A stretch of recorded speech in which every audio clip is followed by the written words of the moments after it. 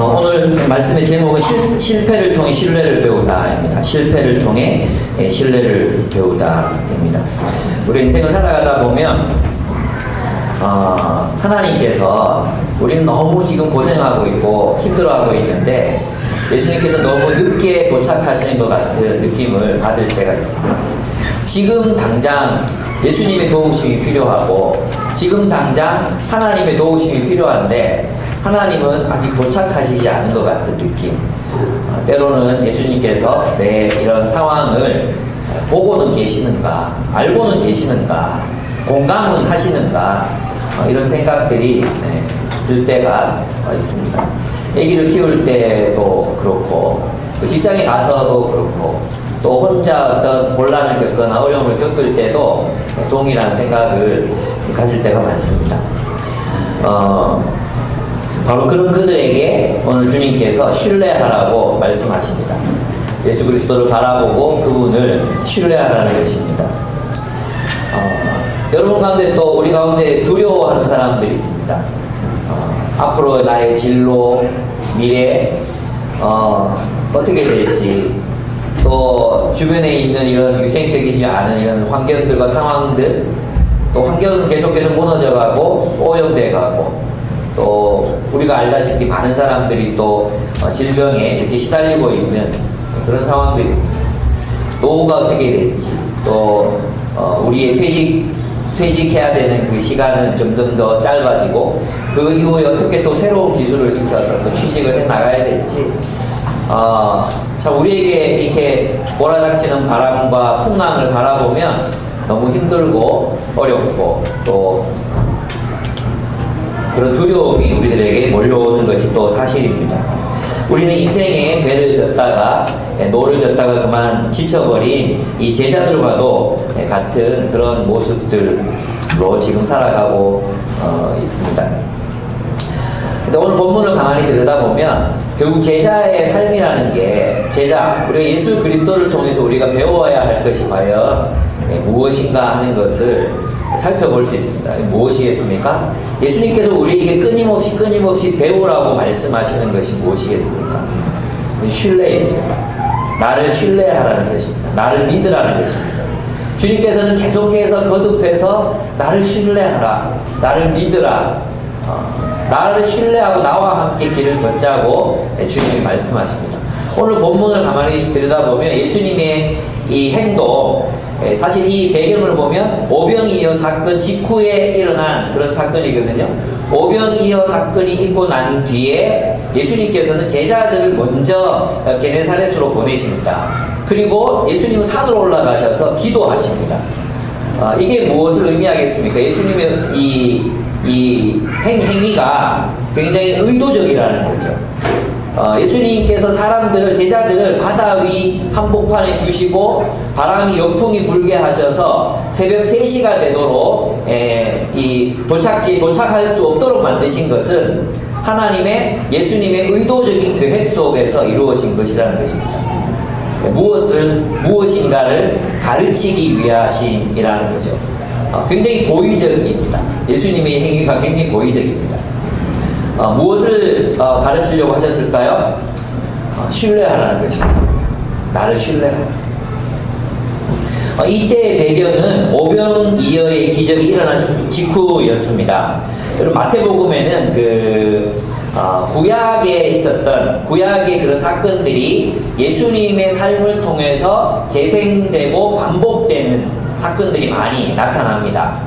오늘 이 사건의 오병이어 사건은 예수님께서 물고기 5마리 떡 2개로 5,000명을 먹이고 12광주리를 남겼다는 그런 사건입니다. 그렇죠? 그럼 이 사건은 구약의 어떤 사건을 재생한 것입니까? 만나와 메추라기가 내렸던 사건을 다시 재생하신 것입니다. 그래서 예수님께서 지금 말씀하시는 건 뭐냐 하면 예수님께서 하나님 나라의 새로운 백성들을 일으키시기 위해서 오신 분이라는 사실을 오병이어의 기적을 통해서 그들에게 보여주신 것입니다. 이 기적은 만나와 메추라기 기적과 같은 것이라는 것입니다. 예수께서 새로운 출애굽을 통해 하나님의 나라를 세우시는 분임을 증거하고 있습니다. 출애굽한 백성들과 이 광야의 백성들의 공통점은 바로 하늘에서 내려온 인간이 줄 수 없는 음식을 먹었다는 것입니다. 그리고 남은 부스러기가 몇 광줄이었습니까? 12광줄이었죠. 12광줄이. 그러면 한 지파당 한 광줄이가 남았죠. 그죠? 이것이 무엇을 말하겠습니까? 그들이 바로 하나님 나라의 새로운 백성으로 형성되고 있다는 것을 의미하는 것입니다. 여러분이 만약에 이런 사건을 이제 광야에서 겪었다면 여러분은 어떻게 했을 것 같습니까? 예, 떠나고 싶지 않겠죠? 그 기적의 현장. 계속해서 물고기가 나오고 떡이 나오고 모두가 배부르게 먹고도 12광줄이가 남았습니다. 그러면 그 기적의 현장을 여러분 떠나고 싶겠습니까? 예, 저는 떠나고 싶지 않을 것 같아요. 예, 그래서 이제 다른 복음서를 보면은 무리들이 예수님을 붙잡아서 왕으로 삼으려고 합니다. 여기서 우리 나라 세우자 했습니다. 여기서 나라 세우고 그냥 여기서 살면 안 되냐고. 굳이 또 우리가 일상으로 돌아가서 로마의 압제에 시달려야 되고 또 탐관 오리들에게 제사장들에게 재산을 빼앗기고 그럴 필요 없잖아. 우리끼리 여기서 하나님 나라 세우자. 그들이 그렇게 생각할 수 있었던 근거가 뭐냐 하면 만나와 메추라기와도 같은 사건을 그들이 경험했거든요. 이분이 메시아라면 이분을 왕으로 세우고 새로운 나라 세우면 되는 거 아니냐. 여기에 제자들도 흔들렸어요. 그래서 제자들 흔들렸어요. 그래서 여기 본문에 보면 예수님께서 굉장히 강하게 22절에 한번 보십시오. 예수께서 즉시 제자들을 재촉하사 이렇게 되어 있어요. 이 말이 뭡니까? 제자들을 안 가고 민기적거리고 있었다는 거죠. 이 무리들과 함께 예수님을 왕으로 세우는 일에 정말 그러면 안 됩니까? 이렇게 막 심적으로 동요하고 있었다는 것입니다. 그래서 제자들을 재촉하십니다. 무리들을 해치십니다. 여기 보면은 자기가 무리를 보내는 동안에 그러니까 예수님이 제자들을 통해서 무리를 해산하실 수 없는 상황이었던 거죠. 제자들도 무리들과 동조하고 있었기 때문에 예수님께서 직접 제자들은 빨리 그 무리들로부터 분리시켜서 이제 게네사렛으로 떠나게 하시고 그리고 무리들을 직접 해치십니다. 그래서 이렇게 해쳐서 세 번역에 보면 해친다는 말이 두 번인가 세 번인가가 나옵니다. 무리를 해쳐서 전부 집으로 돌려보내십니다. 억지로 돌려보내십니다. 예, 왜 그렇습니까? 그들은 자발적으로는 흩어져서 갈 용의가 없었거든요. 여기서 그냥 나라 세웁시다. 갑니까? 여기 예수님께서 떡 만들고 우리 여기서 먹고 그리고 여기서 하나님 나라 세웁시다. 얼마나 상식적이고 합리적인 결론이었겠습니까? 그들은 이 광야에서 일어난 이 뜻밖의 기적으로 배불렀던 그들은 이런 기적이 계속되기를 은근히 기대했을지도 모릅니다. 그리고 그들이 그곳에서 함께 살면서 하나님 나라를 세우자고 했을 것입니다. 그러나 여러분이 이제 아시겠지만 아직 때가 이르지 않았습니다. 왜 그렇습니까? 이 무리들은 예수가 누구신지 아직 잘 모르고 있기 때문입니다. 또 예수께서 세우신 하나님의 나라가 어떤 나라인지를 이들은 전혀 깨닫지 못하고 있었습니다. 그리고 이들이 생각했던 하나님 나라는 어떤 나라겠습니까? 모두가 배불리 먹고 잘 사는 나라입니다. 경제적으로 분배적 정의가 이루어지는 모두가 배불리 먹고 먹는 문제가 해결되는 그 복지국가, 물질적으로 그냥 풍요로운 그런 나라, 이만하면 하나님 나라라고 부를 수 있지 않겠는가. 우리가 많이 바라는 것도 아니고 서민들이 먹는 음식 있잖아요. 떡 5개, 빵 5개, 물고기 2마리, 이거 뭐 엄청나게 맛있거나 연어 이런 요리가 아니거든요. 그냥 호수에서 잡히는 붕어 같은 그런 자그마한 고기들이거든요. 예. 그런 거예요. 이거라도 우리 만족하니까 여기서 하나님 나라 세우자 하는 것입니다. 물질적으로 그냥 우리 같이 좀 공유하고 그렇게 살면 되지 않겠냐 하는 것입니다. 그런데 그들은 그런 나라를 거기 세울 수 없습니다. 왜 그렇습니까? 그들은 변화된 존재가 아니기 때문입니다. 하나님의 나라는 하나님께서 구약 성경을 통해서 약속하신 하나님의 나라는 성령이 계셔야 합니다. 성령을 통해서 새로워진 존재, 그 새로워진 존재들이 마음의 율법을 새긴 새로워진 존재, 그 강팍한 마음이 고기처럼 부드러워진 그런 새로운 존재들이 세울 수 있는 나라가 하나님의 나라이기 때문입니다. 여러분, 하나님 나라는 공산주의 같은 그런 강제적인 분배, 강제적인 어떤 배분으로 하나님 나라가 세워지지 않습니다. 그래서 기독교의 하나님 나라는 공산주의가 이야기하는 그런 분배적 정의가 이루어지는 그런 나라가 아닙니다. 강제력을 통해서 사람들에게 나누게 하는 나라가 하나님 나라가 아닙니다. 자본주의는 어떻습니까? 자본주의는 부자들의 떡 부스러기를 나누어줘서 모두가 먹고는 살게 하자. 이게 자본주의입니다. 얼마 전에 이게 누구죠? 황당히 우리 지금 개돼지들이 벌써 예를 들고 있잖아요. 1%만 사람이고 나머지 99%는 개돼지 취급해도 된다고. 완전 정신 나가요. 기자들을 만나가지고 그런 얘기를 한다는 건 그럼 이 본심이 나온 거 아니에요? 본심이. 그 1%가 되고 싶은 사람들의 본심이 나온 거 아니에요? 정말 기가 막혀서. 그래서 이번에 파면 좀 지도 개돼지 될 텐데 어떡할지 모르겠습니다. 자본주의는 뭡니까? 자본주의는 부자들이 흘린 떡 부스러기 같이 공평하게 나눠가지고 굶는 사람 없이 그냥 모두가 잘 살자. 그게 자본주의입니다.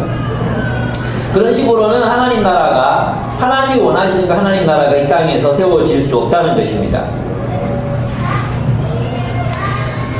즉 물질로 사람들의 문제를 해결하려는 모든 시도는 실패로 끝날 수밖에 없습니다. 그래서 주님께서 뭐라고 말씀하셨습니까? 구약에서 성령의 사역, 성령, 새로운 진리, 율법을 넘어서는 새로운 진리, 사랑의 계명, 또 그 사랑의 계명을 따라 살아갈 수 있는 사람, 새 존재, 새 생명을 가진 새로운 존재, 그들이 새로운 공동체인 하나님 나라, 예수 그리스도의 몸, 또 건물, 함께 지어가는 건물로서의 새로운 피조물, 성령께서 창조하시는 이 새로운 것, 이 새 것들이 아니면은 하나님의 나라를 이 세상 속에 세울 수 없다는 것입니다. 그래서 로마서 12장 2절에 바울은 그렇게 말했습니다. 너희는 이 세대를 본받지 말고 오직 마음을 새롭게 함으로 변화를 받아 하나님의 선하시고 기뻐하시고 온전하신 뜻이 무엇인지 분별하도록 하라고 했습니다. 이 세대, 이 세상의 틀에 찍히지 말고 이 세상이 만들어내고자 하는 그런 사람들로 만들어지지 말고, 예. 여러분 그 아간벤이 얘기인지 베냐민이 얘기인지 모르겠는데 베냐민이 얘기한 것 같아요. 권력자들은 수치의 질서를 내면화시킵니다. 수치의 질서를 내면화시킵니다. 이게 무슨 말이냐 하면 자본주의 사회에서 가난은 수치스러운 것입니다. 근데 누가 가난을 수치라고 부릅니까? 부자가 가난을 수치라고 부릅니다. 근데 놀라운 건 뭐냐면 노숙자들이나 가난한 사람들이 그 부자들의 가치관을 스스로 내면화해서 받아들입니다. 그래서 우리는 돈을 못 벌거나 돈 벌 능력이 없거나 가난하면 수치스럽다고 여깁니다. 무능하다고, 경제적인 능력에 있어서 무능하다고 판단이 되면 스스로를 수치스럽다고 느낍니다. 근데 그 수치의 질서를 누가 세웠느냐? 권력자들이 세운 것입니다. 자본가들이 세운 것입니다. 그래서 우리가 진정으로 해방을 얻으려면 그 수치의 질서를 깨고 나와야 된다고 얘기했습니다. 그죠? 그게 뭡니까? 이 세대를 본받지 말고, 이 세대가 규정하는 대로 스스로를 규정하지 말고, 그 틀을 깨고 나와서 하나님의 선하시고 온전하신 그 뜻이 무엇인지를 분별하고, 그 뜻 안에서 우리 자신을 위치시키고, 그 뜻 안에서 우리를 하나님의 사랑받는 존재로 여기고, 그 뜻 안에서 우리를 존엄한 존재, 존귀한 존재로 여기며 살아가라는 것입니다. 그것이 로마서에서 바울이 우리에게 가리키고 있는 것이죠.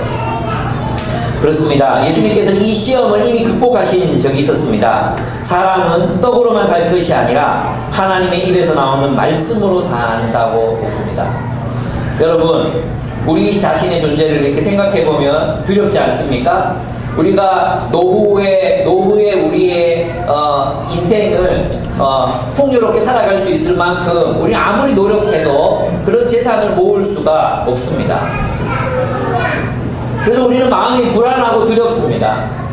물질이 없으면 우리는 죽을 것 같습니다. 그렇지 않습니까? 근데 주님께서 말씀하신 것이 무엇입니까? 예, 떡으로만 살 것이 아니라 했습니다. 떡으로 하나님 나라가 세워지는 것이 아니라 하나님의 말씀으로, 하나님의 입으로 나오는 말씀으로 성령께서 새롭게 만드시는 이 새로운 피조물인 교회를 통해서 하나님께서 우리를 지키시겠다고 약속하신 것입니다. 여러분, 이 땅에서 우리가 어설프게 하나님 나라를 세우려 할 수 있습니다. 많은 어떤 교회들, 공동체들 있습니다. 하나님의 말씀으로 세워지지 않은 교회들이 있습니다. 우리 그 교회들을 속히 떠나야 합니다. 속히 떠나서 하나님의 말씀으로 세워진 하나님 나라의 공동체에 빨리 들어오셔야 합니다. 그리고 함께 하나님 나라를 세워가야 합니다. 왜냐하면 하나님 나라는 인간의 의지나 인간의 뜻으로 세워지는 것이 아니기 때문입니다. 여러분, 우리에게 잘 분별할 수 있는 분별의 지혜가 필요합니다.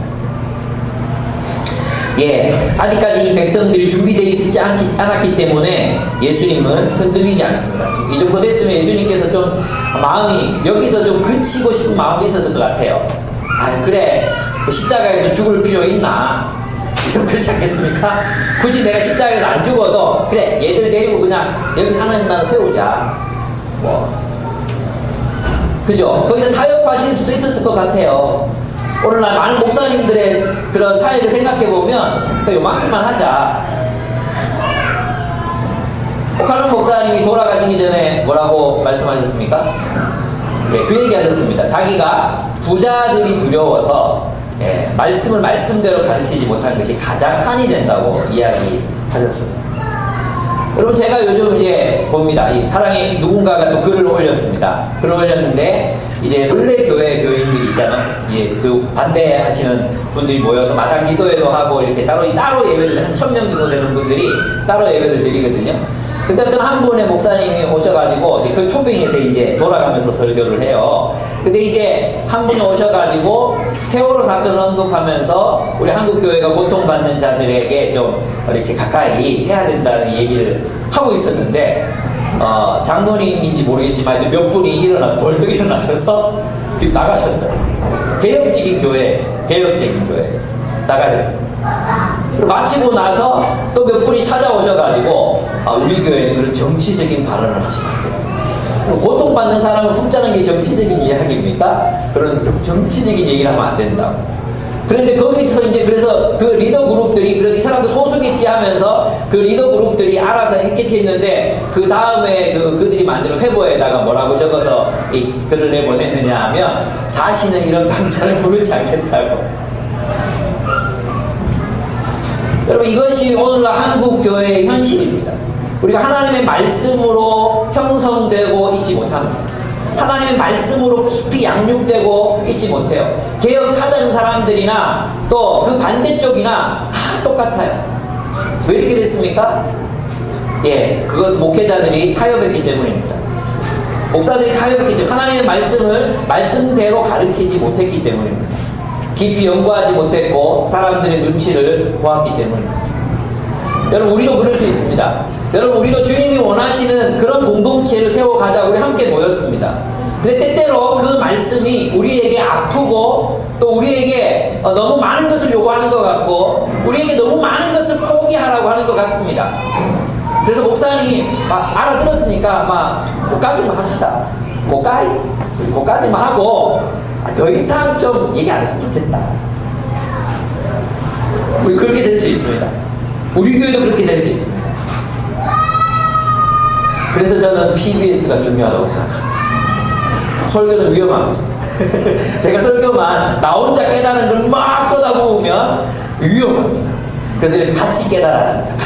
같이 깨닫고 여러분들이 목사님 말씀에 이렇게 말씀하네요. 맞지? 이렇게 해야 돼요. 그래서 제가 먼저 말하면 여러분들이 거기에 대해서 목사님 그 너무 심한 것 같아요. 이렇게 되기 때문에. 여러분, 저와 여러분이 세울 나라는 성경이 이야기한 하나님 나라의 공동체입니다. 갈 길이 멀죠? 그렇지 않습니까? 갈 길이 멉니다. 그 길을 우리가 끝까지 한번 가봤으면 좋겠습니다. 포기하지 말고 현실적이지 않다고 말하지 말고 정말 주님이 원하시는 그 하나님 나라, 성령께서 운행하시는 그 하나님의 나라, 성령께서 새롭게 창조하시는 그 하나님의 나라를 향해서 우리가 함께 갔으면 좋겠습니다. 예수님 여기서 멈추시지 않습니다. 예수님 그들을 떠나십니다. 그들을 떠나셔서 제자들과 함께 산 위에 올라가서 기도합니다. 무슨 기도했겠습니까? 저는 아마도 예수님이 이렇게 기도했을 것 같아요. 하나님, 아직 저의 제자들이 나를 모릅니다. 내가 이 땅에 세우고자 하는 하나님 나라가 무엇인지 모릅니다. 하나님, 이들이 깨닫게 해주십시오. 내가 누군지 알게 해주십시오. 내가 진정으로 이 세상을 구원하고 왕이 되기 위해 온 그 참된 메시아라는 사실을 이들이 알게 해주십시오. 기도했을 것입니다. 그리고 마음 먹으셨습니다. 오늘 바다 위를 걸으리라. 오늘 풍랑이 있는 바다 위를 걸으리라. 기도하셨고 결심하셨을 것입니다. 예, 우리도 흔들리지 맙시다. 여러분 숙직이들, 또 소그룹 리더들, 또 우리 멤버들, 우리가 무엇을 위해서 여기 함께 모였는지를 늘 상기합시다. 우리는 하나님의 나라가 되기 위해서 모였습니다.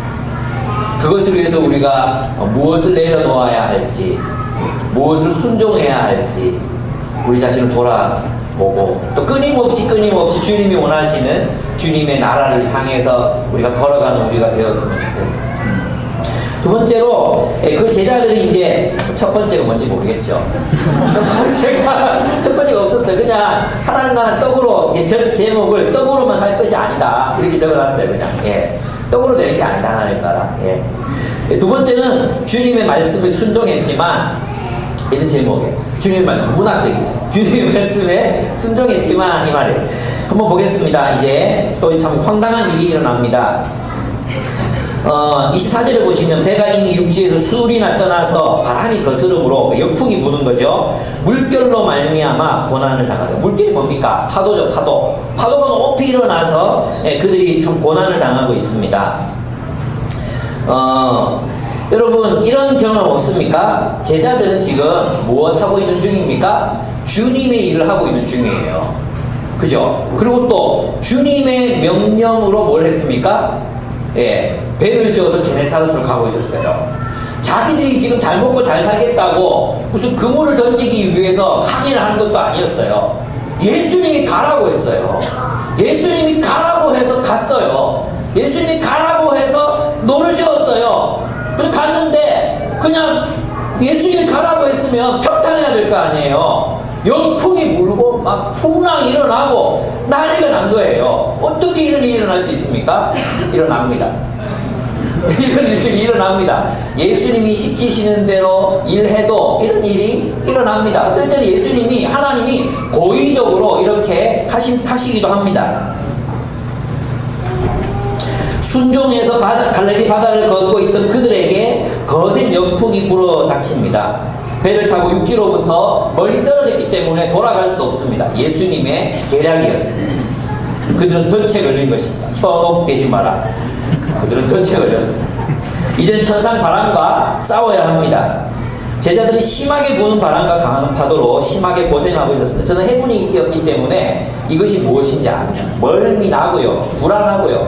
여러분 이 어선들, 오늘날 현대 어선들은 정말 보건력도 굉장히 강하고 정말 최첨단입니다. 어떤 어선들의 레이더는 군함이 가지고 있는 레이더보다 훨씬 성능이 좋습니다. 훨씬 성능이 좋고 탐지기 이런 것들 있잖아요. 어떨 때는 그래서 어선들한테 야 뭐 잡히는 거 없이 이렇게 물어볼 때도 있어요. 이게 비밀인데 군 레이더가 하도 뭐 이상한 거 문제가 많아요, 그죠? 그래가지고 달아나가지고 이게 뭐 잠수함이 깔아지도 않는 잠수함도 있고 그렇잖아요. 우리나라에 세계 유례가 없는 잠수를 못하는 잠수함이 있어요. 예, 이런 판이니까 근데 어선들은 굉장히 좋은 걸 달아놨어요. 그래서 잘 알거든요. 근데 파도가 치면요, 이 어선들이 막 이 파도에 출렁이는 걸 보면 정말 두려워요. 겁나요. 언제 뒤집을 될지 몰라요. 정말 막 거의 막 물에 잠겼다고 올라오고 이렇거든요. 울릉도에 오징어 먹을 때마다 오징어를 잡는 어부들을 정말 여러분 존경하셔야 됩니다. 그냥 오징어들이 저 오징어예요 이러면서 막 이렇게 올라와 주지 않습니다. 저 밤에 나가가지고 막 불을 잔뜩 켜놓고 그 높은 파도에서 그 한겨울에 그 파도를 뒤집어 쓰면서 막 이 낚아 올려야 되거든요. 굉장히 힘든 일. 거의 막 바닷물에 빠졌다가 들어왔다. 보통 부부가 이렇게 하는데 정말 힘든 일입니다. 근데 그 위험하죠. 정말 위험하고, 네, 그렇습니다. 또 다른 배들이랑 충돌의 위험도 있고, 네, 그렇습니다. 근데 우리도 이러한 일들을 겪게 된다는 것입니다. 여러분, 누가 주님의 길을 걸으면, 주님의 뜻에 순종하면 형통하게 될 것이라고 말했습니까? 누가 그렇게 말했습니까? 예수님 시켜서 했는데요. 근데 왜 이렇게 나한테 이런 일들이 일어나야 합니까?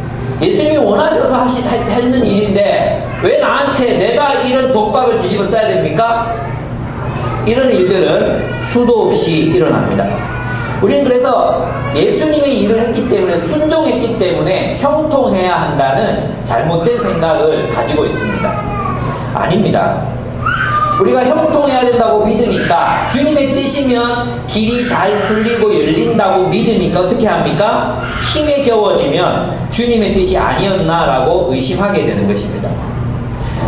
하나님의 뜻이라고 확신하고 직장을 옮겼습니다.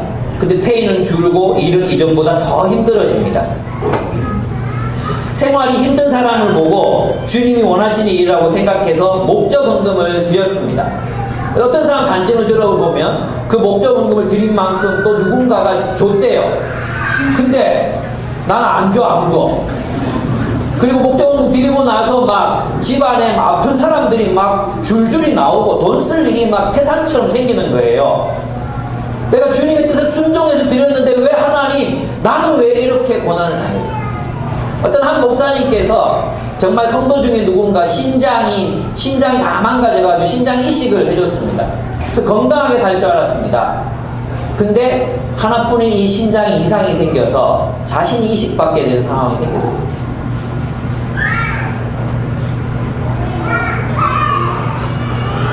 하나님이 원하시는 사람이라고 생각돼서 믿음만 보고 이성교제를 시작했고 결혼을 했습니다. 근데 이 친구는 너무 가난합니다. 하나님 뜻이라고 믿고 우리 동행 간사가 됐습니다. 하나님 뜻이다. 그리고 간사가 됐습니다. 내가 맡은 이후로 계속 캠퍼스가 망하고 있습니다. 왜 내게 이런 일이? 주님 뜻이라고 믿어서 진짜 멋있고 돈도 잘 벌고 성품도 훌륭하고 가문도 훌륭한 형제를 거절했습니다. 근데 그 이후로 아무도 나에게 프로포즈 해오지 않습니다. 이런 일들은 수도 없이 우리의 인생 속에서 일어나는 일입니다.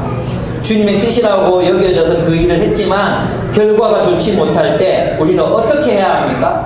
무엇을 해야 합니까? 할 수 있는 게 없습니다.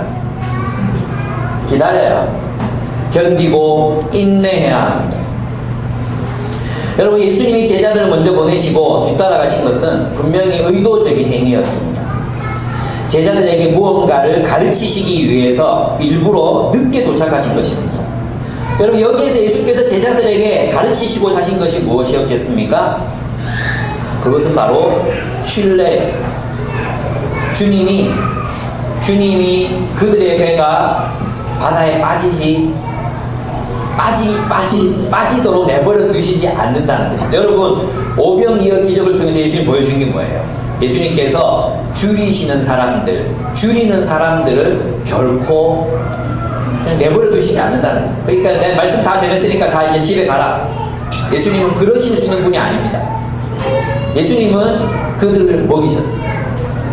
예수님은 풍랑 가운데 파도와 싸우고 바람과 싸우는 그 제자들을 홀로 내버려 두실 분이 아닙니다. 그래서 한계에 달아냈을 때 새벽 3시 얼마나 피곤합니까? 새벽 3시 얼마나 피곤한 시간입니까? 힘 다 빠졌을 때 나라 모르겠다 이제 그만 아이고 죽든지 말든지 이런 생각이 들었을 때 예수께서 그들에게로 다가가신 것이었습니다.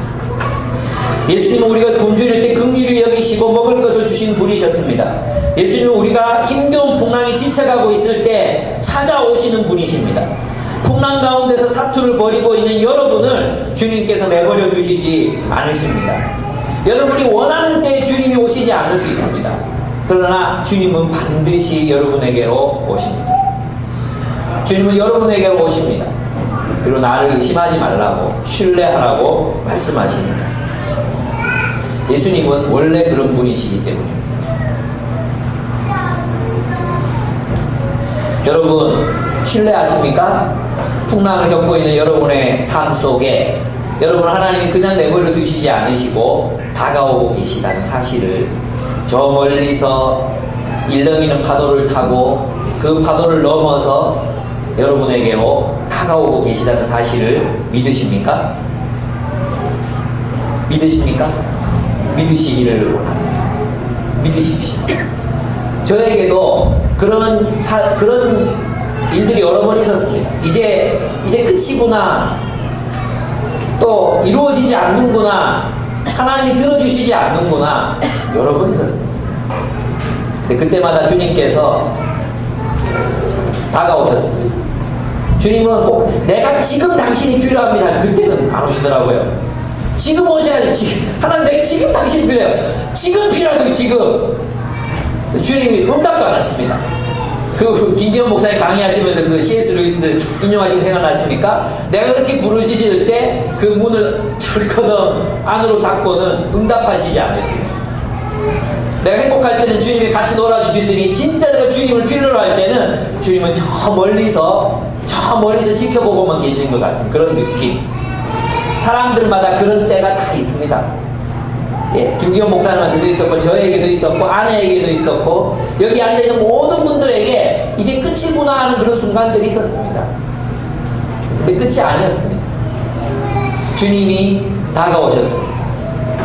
여러분, 어쩌면 주님께서 늦게 오시는 것 같은 느낌을 받을 때, 주님께서 지금 다가오시지 않은 것 같은 느낌을 받을 때는 주님이 우리에게 뭔가를 가르치시기를 원하시기 때문입니다. 나를 신뢰하게 됩니다. 제자는 무엇을 배우는 사람입니까? 신뢰를 배우는 사람입니다. 하나님을 신뢰하는 것, 예수 그리스도를 신뢰함으로 세상을 살아가는 것, 그것을 배우는 사람이 제자입니다. 세 번째, 이제 무리를 걸으라고 주님이 말씀하십니다. 예수께서 이제 가까이 다가오고 계십니다.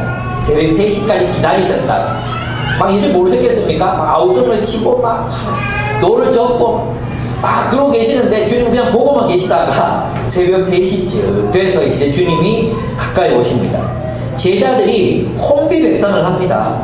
풍랑에 지쳐 있었습니다. 파도에 죽을 수도 있는 상황입니다. 거센 파도도 무서운데, 저도 그런 거센 파도를 해군에서 많이 겪어봤거든요. 이 진짜 별로 안 위험할 때 웃고 떠들고 난리가 납니다. 그리고 견실을 함교에 세워놓고는 배를 일부러 막 흔들어서 있잖아요. 막 그 이등병 그 견실하게 이 감시하는 사람은 견실하거든요. 걔를 꼭대기에 세워놓고 막 배를 흔들어가지고 겁도주고 막 그럽니다. 그럼 안에 함교에 그 새끼 오늘 말은 제가 죽었다 오늘, 그러면 또 말 안 듣는 애들 불러 올라가지고 막 장난도 치고 그럽니다. 근데 진짜 위험해지면 배가 아무 소리도 안 됩니다. 진짜 침 넘어가는 소리 막 꼴까닥. 옆에 눈알 굴리기도 미안합니다. 함장도 떨고 있고, 나도 떨고 있고, 밑에 하상관들 다 떨고 있습니다. 그냥 앞에 있는 이거 기계만 붙잡고. 근데 그때 이제 철 모르고 돌아다니는 놈들이 이제 이등병들입니다. 지금 죽을 수도 있는데 나와서 난립니다. 막 토하고, 와, 미치겠다 소리 지르고 막 난립니다. 근데 진짜 위험해지면 사람들이 압니다.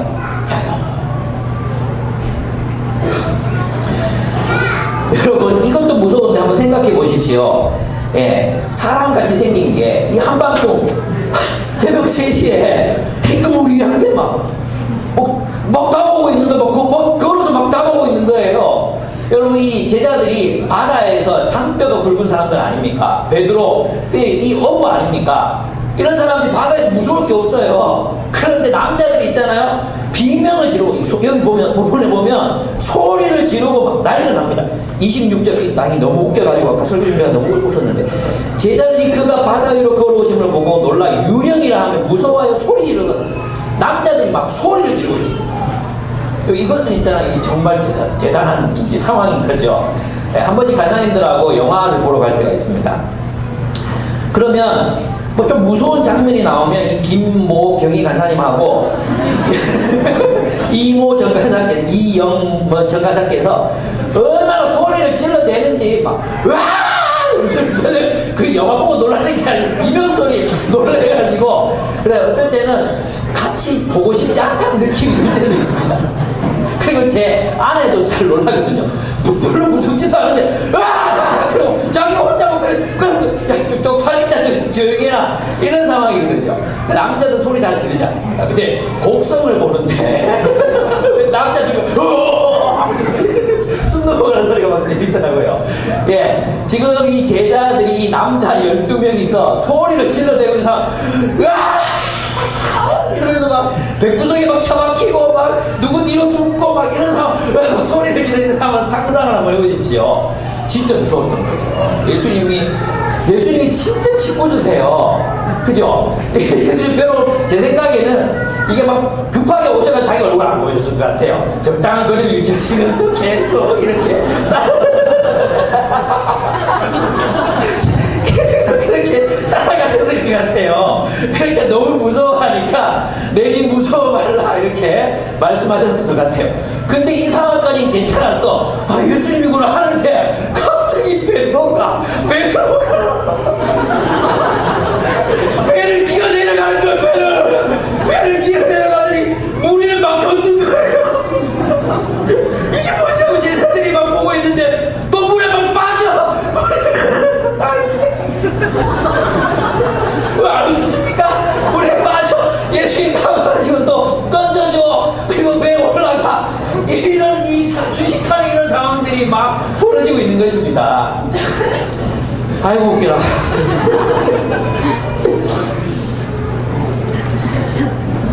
예. 예수님께서 지금 베드로를 통해서 우리들에게 가르치시고자 하는 것이 있습니다. 그게 뭐냐면 바로 믿음입니다. 베드로는 나는 이 상황에서 베드로가 나도 걷게 해달라. 나 정말 이해가 안 돼요. 지금 무서워 죽겠고 아니 바람도 그치지도 않았는데 예수님 보면서 주시거든 나로 오라 하소서. 아니 예수님 아니면 어떡할 거예요? 예수님 아니면 빠져 죽는데 예수님 아니면 빠졌는데 만약 예수님이 당신이시거든 나로 걸어오라 하소서. 이 베드로가 진짜 너무 이 상황이 너무 웃기는 거예요. 왜 오라 그래? 왜 거기를 걷고 싶을까? 왜 뿌리를 걷고 싶을까? 자, 이거 보면서 지금 박창원 목사님 생각이 났어요. 박창원 목사님이 우리 한번 리더들하고 옛날에 이제 아주까지한테 포항 앞바다에 갔거든요. 그래서 배 타고 튜브를 타고 이 튜브 배 있잖아요. 그걸 타고 바다 보판으로 갔는데 이 사람이 수영을 전혀 못해요. 그런데 있잖아요. 너무 아름답다. 하더니 펄펄 뛰어든 거예요. 그래가지고 그 배에 있는 사람들이 전부 수영할 줄 알지 그거 보고 있는데 두 분 내려가가지고 그때 해병대 장교 출신 강광훈 목사가 내려가가지고 건져 올렸잖아요. 그래가지고 너 왜 형님 그거 왜 내려갔습니까? 하니까 너무 아름답다. 베드로예요 베드로. 왜 거기서 거기 들어가고 싶습니까? 수영도 못하면서. 베드로는 무리도 걷지도 못하면서 거기를 왜 걷고 싶었을까요? 일단 예수님이 베드로를 사랑하실 수밖에 없는 것 같아요. 진짜 해보고 여러분 있잖아요. 이 베드로는 무리를 걸어갔어요. 덕분에. 때때로 우리가 믿음으로 이렇게 모험해 봐야 될 때가 있어요. 모험. 그렇지 않습니까? 우리 너무 안전하게 주님 따르고 있는 거죠. 우리 너무 안전해요. 이거는 베드로가 아니면 못해. 우리도 있잖아. 아주 빠질 수도 있는데. 근데 베드로는 진짜 예수님이시면 무리를 걸을 수 있다고 믿었던 것입니다. 예수님은 이런 사람 원하십니다. 이런 사람. 하나님이 아마 저도 그래서 이렇게 저를 이렇게 쓰신 것 같아요. 대부분 하나님 나라 위해서 이렇게 열심히 뜨겁게 살아갔던 사람들을 보면 그렇게 막 복잡한 인물들이 아니었습니다. 여러분 주님 믿음으로 한번 이렇게 모험해. 주님이시면 걷게 해주십시오. 근데 베드로가 파도가 아직 잔잔해지지 않았으니까 파도를 본 거지. 바람을 본 것입니다. 상황을 본 것입니다. 물에 막 빠져들어가고 있었습니다. 이 사건을 통해서 예수님께서 베드로에게 가르쳐주신 게 무엇이었습니까? 그러나 평생을 기억했을 것입니다. 풍랑 속에서는 주님을 바라봐야 합니다. 우리를 무엇이 두렵게 합니까? 저는 AI가 두렵습니다. 다행히 AI가 하는 설교를 여러분이 듣지는 않을 것 같아서 제 직업은 그래도 제가 일찍 죽지만 않으면 70까지는 보장이 되겠다 이런 생각이 듭니다. 근데 여러분이 하고 있는 대부분의 일들은 이제 기계가 하게 된다는 풍랑을 볼 때 마음이 두려워지지 않습니까? 미래에 어떤 일이 있고 인구절벽이니 또 뭐 인공지능이니 로봇이니 이런 이야기를 들을 때마다 우리에게 몰려오는 그런 새로운 환경들을 바라볼 때마다 그것에 주목하면 주목할수록 우리의 마음은 두려워져요. 그런 세상을 어떻게 살아갈 수 있을까라는 생각이 듭니다. 저는 주님께서 베드로에게 무엇을 가르치기를 원하셨을까 생각해 봅니다. 풍랑을 바라보지 말고 나를 바라보며 산다는 것입니다. 나를 바라보면 풍랑 속에서 무리를 걸을 수 있다는 것을 가르치신 것입니다. 인생에 수많은 경랑이 오고 갈 것입니다. 수많은 파도가 칠 것입니다. 한 번 치고 말 것도 아닙니다.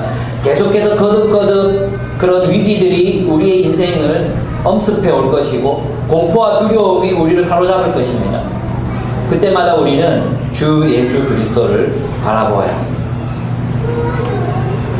우리 주 예수 그리스도를 바라보아야 합니다. 그분을 신뢰해야 합니다. 주님은 선하신 분이십니다. 그분은 마음이 온유하고 겸손하신 분이십니다. 우리의 불신앙으로 설사 우리가 바다 물속으로 빠져들어간다 할지라도 주여 구해 주옵소서라는 우리의 부르짖음을 들으실 것입니다. 우리의 손을 잡아 일으키실 것입니다. 여러분, 주님을 바라보십시오. 여러분, 그 철로역정을 보면 철로역정이 가장 이제 저는 되게 인상에 남는 장면이 그거거든요.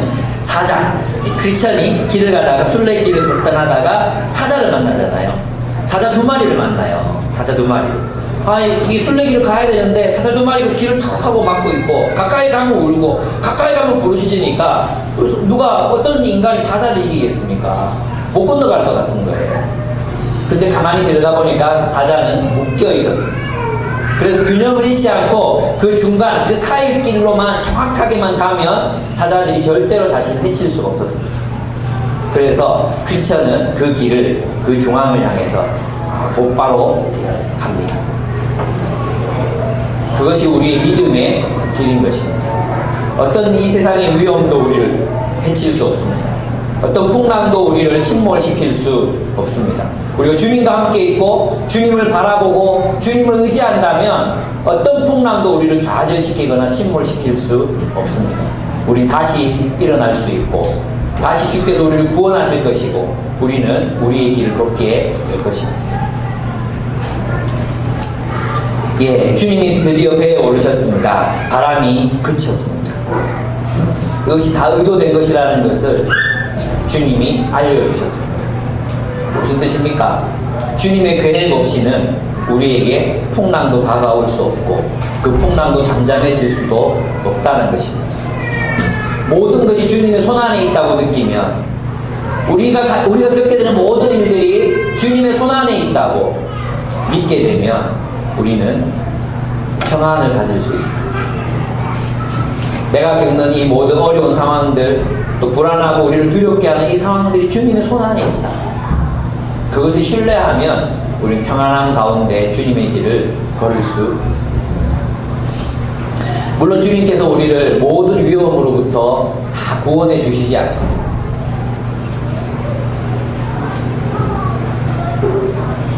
그러나 결국 제자들은 그런 신뢰를 배우고 이후에 어떻게 됐습니까? 죽음 앞에서 하나님을 신뢰합니다. 죽음 앞에서도 하나님을 신뢰함으로 그들의 목숨을 내어놓습니다. 이것이 예수께서 제자들이 배우기를 원하셨던 삶이었습니다.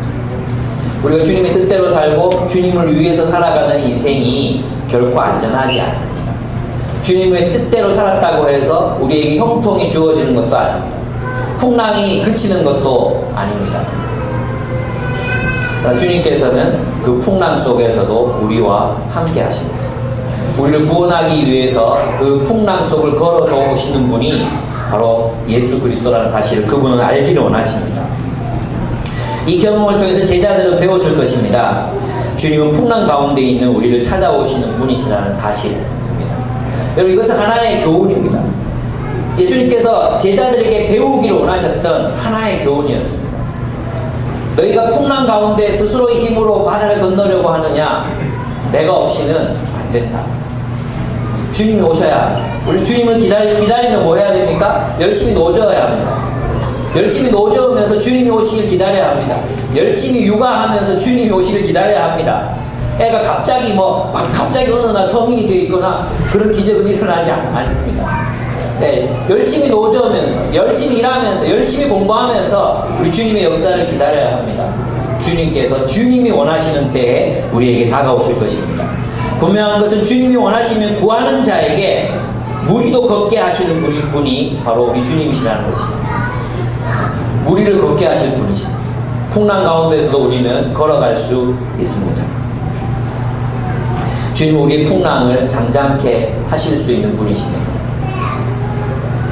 여러분, 살다 보면 이런 위기가 언제 끝나나 싶을 때가 있습니다. 내가 지금 아픈 것보다 더 아픈 게 다시 다가올까? 내가 그걸 이길 수 있을까? 정말 인생이 끝나는 것 같은 그런 느낌을 받을 때가 있습니다. 여러분, 기억하십시오. 주님이 우리와 함께 하십니다. 주님과 함께 극복하지 못할 풍랑이 없고, 주님과 함께 걷지 못할 그런 험한 길은 없습니다. 주님이 우리가 배우기를 원하십니다. 주님을 신뢰하는, 내게 주어진 이 모든 풍랑이 주님의 손안에 있다는 것을 믿는 것, 그리고 주님께서 언젠가 이 풍랑을 제거하시고 우리에게 평온한 날씨를 주실 것이라는 것을 믿는 것, 주님이 나를 사랑하신다는 사실을 믿는 것입니다. 그 믿음으로 주님과 함께 여행을 떠나는 우리의 삶이 되었으면 좋겠어요. 여러분, 제자들의 이 여행이 재미있을 수 있었던 것은 함께였기 때문입니다. 나중에 제자들이 둘러 앉아서 얼마나 낄낄대며 웃었겠어요. 베드로를 보면서. 아유, 저 베드로 이러면서 얼마나 웃었겠어요.